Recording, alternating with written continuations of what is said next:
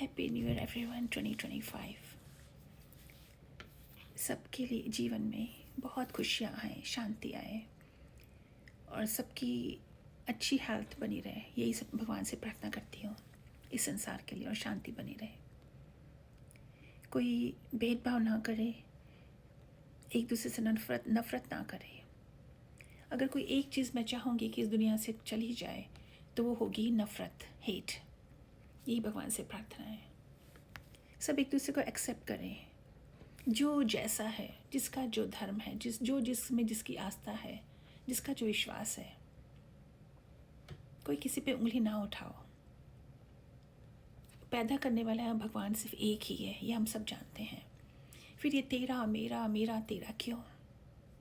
तो हम इन सब चीज़ों से ऊपर उठ जाएं। नए साल पे मैं बहुत सारी चीज़ें हैं, लेकिन मैं कुछ इम्पॉर्टेंट पॉइंट्स बोलना चाहती हूँ। सबसे पहली बात, डॉक्टर का काम होता है डॉक्टरी करना, पायलट का काम है एरोप्लेन उड़ाना, प्लम्बर का काम है कि घर के जितने भी नल के जो काम होते हैं वो करना, इलेक्ट्रिशियन का काम होता है इलेक्ट्रिसिटी के से रिलेटेड काम करना, टीचर का काम होता है ज्ञान बांटना, गुरु का काम होता है कि धर्म के मार्ग दिखाना, भगवान की तरफ मोड़ना, भगवान के पास लेके जाना। सबके काम निश्चित है, राइट। हम जैसे हिंदुइज्म में, सनातन धर्म में हम बोलते हैं कि वैश्य, क्षत्रिय, शूद्र और ब्राह्मण, सबके अपने अपने एक डिवीज़न किया हुआ है, सबके काम है, ठीक है ना। तो मेरी एक हाथ जोड़ के रिक्वेस्ट है, मैंने बहुत वीडियोस देखे हैं, मैं नाम नहीं किसी का लेना चाहती हूँ, जो कि धर्माचार्य बने हुए हैं, धर्म की गद्दी पे बैठे हैं, लोगों के सामने एक रोल मॉडल है।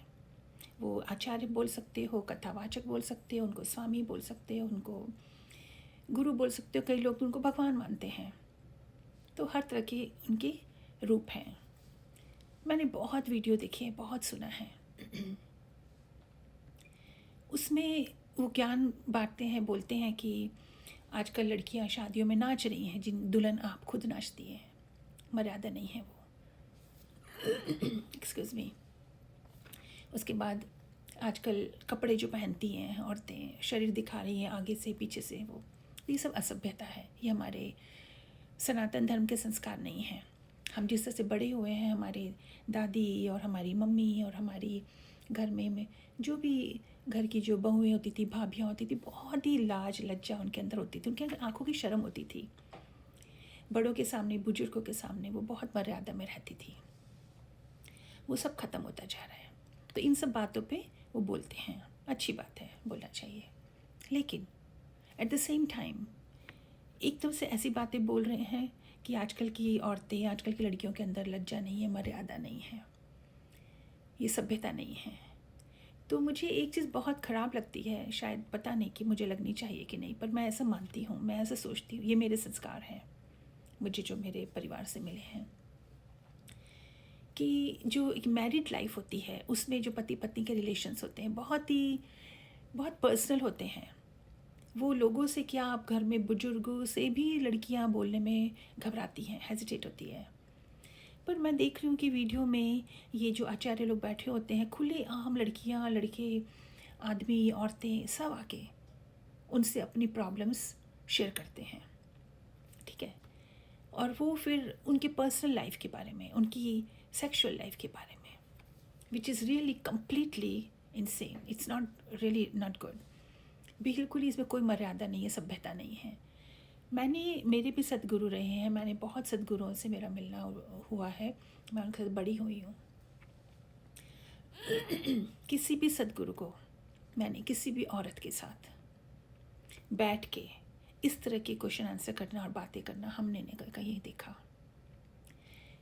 तो मैं ये कहती हूँ कि अगर आपको इतना शौक़ है कि इस तरह की बातें करनी है, लोगों की इस तरह की प्रॉब्लम सॉल्व करनी है, तो आप अपना जो भगवा चोला है, जो आप धर्माचार्य का टीका लगा के बैठे हो, वो जो आपने अपना रूप बना रखा है, वो हटा दो और आप एक मैरिज काउंसलिंग खोल लो। आप मैरिज काउंसलर बन जाओ, मटेरियलिस्टिक वर्ल्ड में आ जाओ। लेकिन धर्म के रास्ते पे बैठ के आप काउंसलर का काम क्यों कर रहे हो? और आपको करना ही है तो आप एक अलग से अपना टाइम रख लो, उसमें सारे लोगों को बुलाइए और प्राइवेटली उसमें बैठ के उनको इतना धीरे बात करें कि वो किसी को कोई सुने ना। उसमें पंडाल में हर तरह की उम्र का बच्चा बैठा होता है, लड़कियां बैठी होती हैं, यंग होती हैं, कोई 5 ईयर्स की है, कोई 15 ईयर्स की हैं, इस तरह की बातें सुनती हैं। खराब लगता है, ये सभ्यता नहीं है। उसमें फिर आप वो बताते भी कि गलती उसकी भी होती है जो ये शेयर करता है, तो उससे वो एक मैसेज ठीक नहीं जा रहा। क्योंकि और मजाक में आप कुछ भी बोल देते हो कि आप 2 शादियाँ और कर लो, चलो आप पीते हो मैं भी आपके साथ पीता हूँ।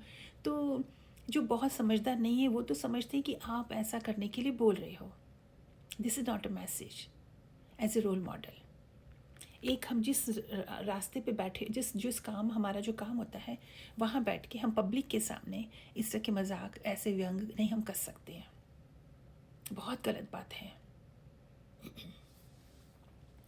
तो मेरा ये मैसेज उन सभी धर्माचार्यों के लिए है जो उस गद्दी पे बैठा है और जो ये सोचता है कि मैं भी ये काउंसलिंग कर सकता हूँ। करिए, don't do it in public. उन औरतों को बल्कि आप समझाइए कि ऐसी बातें अपने पति को आप बोलते हो देवता मानो।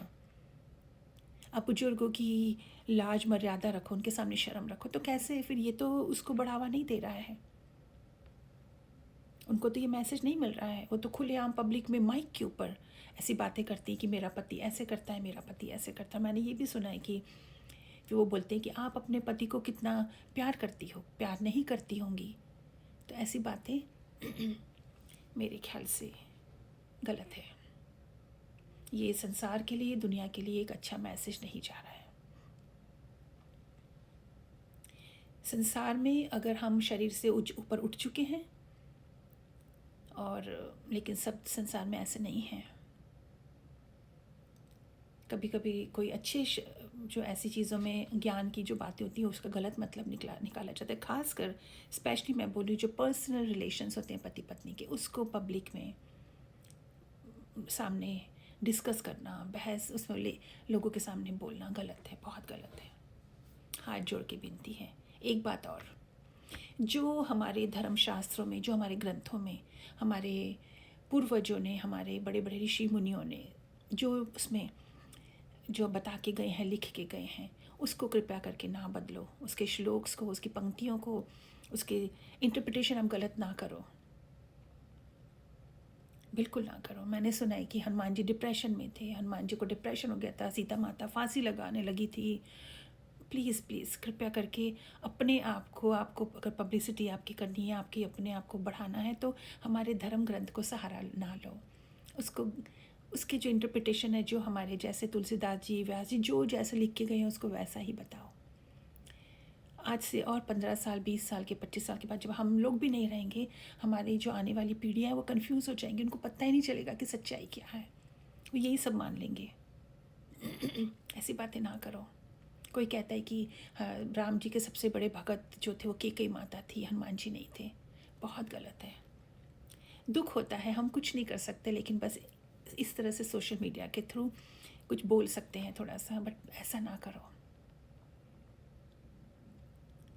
और हमारे जितने भी हिंदू भाई बहन हैं, जितने भी सनातन धर्म से जुड़े हुए हैं, सबसे विनती है कि अगर आपको जानना है कि हमारे धर्म क्या है, उसमें क्या है, सच्चाई क्या है, तो अपने आप ग्रंथों को उठा के पढ़ो। जब तक आप नहीं पढ़ोगे आप कंफ्यूज रहोगे, क्योंकि सब अपनी अपनी दुकान चलाना चाहते हैं, सब अपने अपने हिसाब से इंटरप्रिटेशन देना चाहते हैं। ऐसा नहीं करो।